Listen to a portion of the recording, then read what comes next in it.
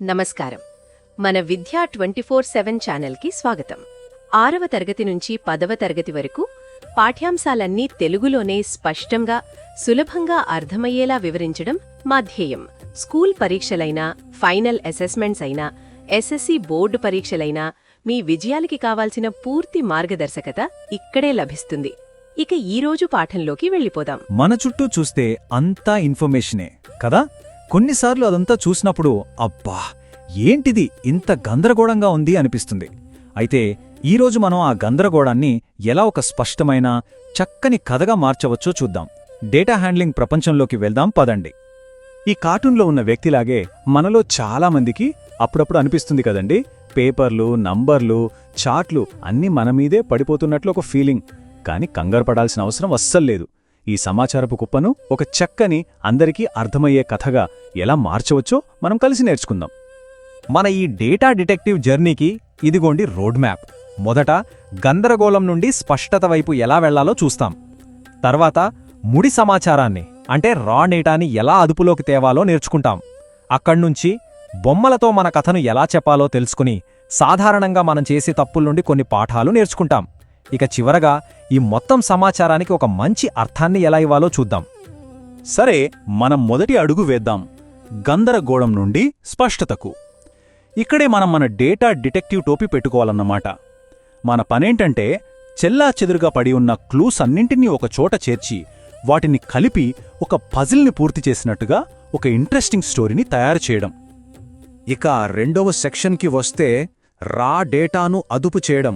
చూడండి, ఏ గొప్ప డిటెక్టివ్కైనా మొదటి పనేంటి? దొరికిన ఆధారాలన్నిటినీ సేకరించి వాటినొక పద్ధతి ప్రకారం పెట్టడం. మన డేటా విషయంలో కూడా మనం ఇప్పుడు సరిగ్గా అదే చేయబోతున్నాం. అసలు ఈ రా డేటా అంటే ఏమిటి? సింపుల్గా చెప్పాలంటే ఇది మనం వంట చేయడానికి ముందు మార్కెట్ నుంచి తెచ్చుకున్న పచ్చి కూరగాయల లాంటిది. అంటే సర్వేలు, ప్రయోగాల నుంచి మనం సేకరించిన ఒరిజినల్, ప్రాసెస్ చెయ్యని సమాచారం అన్నమాట. మనం చేసే ఏ అనాలిసిస్కైనా ఇదే పునాది. సరే, ఈ రా డేటాని ఎలా అదుపులోకి తీసుకురావాలి? దీనికి 2 ముఖ్యమైన స్టెప్స్ ఉన్నాయి. మొదటిది రికార్డింగ్.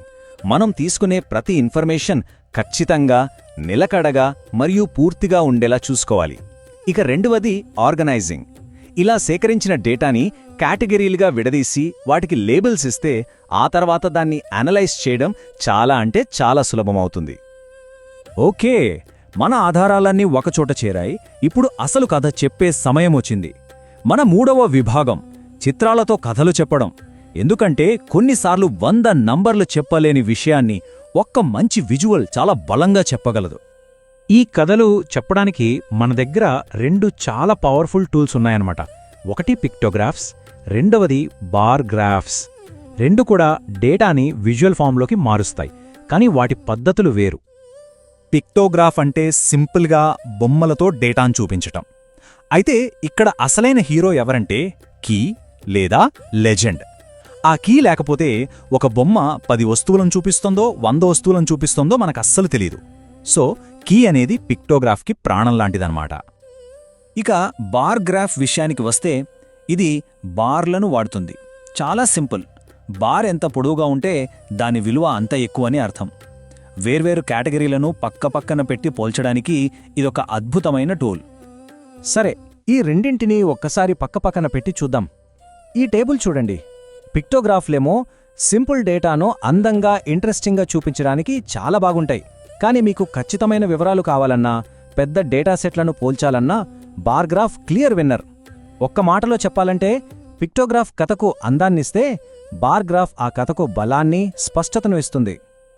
ఎంత పెద్ద డిటెక్టివ్ అయినా కొన్నిసార్లు తప్పులు చేయొచ్చు. అందుకే మన 4వ విభాగంలో డేటా ప్రపంచంలో మన సాధారణంగా చేసే కొన్ని చిన్న తప్పుల వల్ల వచ్చే పెద్ద ప్రాబ్లమ్స్ ఏంటో, వాటిని ఎలా నివారించాలో కొన్ని ప్రో టిప్స్ చూద్దాం. మన కేసు తప్పుదారి పట్టకుండా ఉండాలంటే ఇది చాలా ముఖ్యం. మొదటి పెద్ద తప్పు సందర్భం లేని గ్రాఫ్. ఊహించుకోండి, ఎవరైనా ఒక కథ మధ్యలో ఒకే ఒక పేజీ చదువుతున్నారు, కాని దానికి ముందు, వెనక ఏం జరిగిందో వాళ్లకు తెలియదు. టైటిల్, లేబుల్స్ లేని గ్రాఫ్ కూడా అచ్చం అలాంటిదే. అది దేని గురించో చెప్పకపోతే అది కేవలం రంగుల బార్ల గందరగోళంలా మిగిలిపోతుంది. ఈ కొటేషన్ పర్ఫెక్ట్గా సరిపోతోంది. గుర్తుంచుకోండి, ఈ గ్రాఫ్ బయట మీ డేటా గురించి వారికి ఏమీ తెలియదు. మనం గంటల తరబడి అనలైజ్ చేసిన డేటా చూసేవారికి కేవలం 5 సెకండ్లోనే అర్థమైపోవాలి. ఆ మ్యాజిక్ చేసేవి టైటిల్స్, స్పష్టమైన లేబుల్స్ మాత్రమే. ఇక రెండవ తప్పు, చదవడానికి వీలు కాని టెక్స్ట్. మనం ఒక అద్భుతమైన గ్రాఫ్ తయారు చేసి దానిమీద ఉన్న లేబుల్స్ను భూతద్దం పెట్టి చూడాల్సిన పరిస్థితి కల్పిస్తే ఎలా ఉంటుంది? టెక్స్ట్ మరీ చిన్నగా ఉన్నా లేదా ఒకదానిపై ఒకటి పడిపోయినా మనం పడ్డ కష్టమంతా వృధా. ఆ గ్రాఫ్ వల్ల ఉపయోగం ఉండదు. దీనికి పరిష్కారం చాలా సులభం. మీ ఫాంట్ చదవడానికి వీలుగా పెద్దగా ఉండేలా చూసుకోండి. ఒక మంచి అలవాటేంటంటే గ్రాఫ్ తయారు చేశాక ఫైనల్ డాక్యుమెంట్లో ఒకసారి ప్రివ్యూ చూడటం. అది సరిగ్గా కనిపించకపోతే వెనక్కి వెళ్లి సరిదిద్దడానికి అస్సలు మొహమాట పడకండి. ఈ చిన్న మార్పు పెద్ద ప్రభావాన్ని చూపిస్తుంది. మూడవ తప్పు, ఇది చాలామంది చేస్తుంటారు. పై చార్ట్ పక్కన లెజెండ్ను వాడటం. లెజెండ్లోని రంగును చూసి మళ్లీ చార్ట్లోని ఆ రంగు స్లైస్ను వెతుక్కోవడం చూసేవాళ్లకు చాలా కష్టం. ఈ స్లైడ్లో చూడండి, ఎడమవైపు ఉన్న గందరగోళం కంటే కుడివైపు ఉన్న స్పష్టమైన బార్ చార్ట్ ఎంత సులభంగా అర్థమవుతోందో. ఈ కొటేషన్ అస్సలు విషయం చెబుతోంది. ఒక లెజెండ్ని ఉపయోగించడం ద్వారా మనం విషయాన్ని సులభతరం చేయడానికి బదులుగా ఇంకా కష్టతరం చేస్తున్నాం. అలాంటి టైంలో ఒక సింపుల్ టేబుల్ ఇవ్వడం చాలా బెటర్. అందుకే బార్ చార్ట్ లాంటి గ్రాఫ్ల మీద డైరెక్ట్గా లేబుల్స్ ఇవ్వడమే ఎప్పుడూ బెస్ట్ ప్రాక్టీస్. ఇక మన ప్రయాణంలో చివరి అంకానికి వచ్చేశాం, డేటాను అర్థవంతంగా మార్చడం. ఇక్కడ మనం ఇప్పటిదాకా నేర్చుకున్నదంతా ఉపయోగించి మన డేటా డిటెక్టివ్ ఫైనల్ జడ్జ్మెంట్ను ఎలా ప్రెజెంట్ చేయాలో చూద్దాం. అయితే ఒక గొప్ప డేటా డిటెక్టివ్ టూల్ కిట్లో ఏముండాలి? మనం చిందరవందరగా ఉన్న రా డేటాతో మొదలు పెడతాం.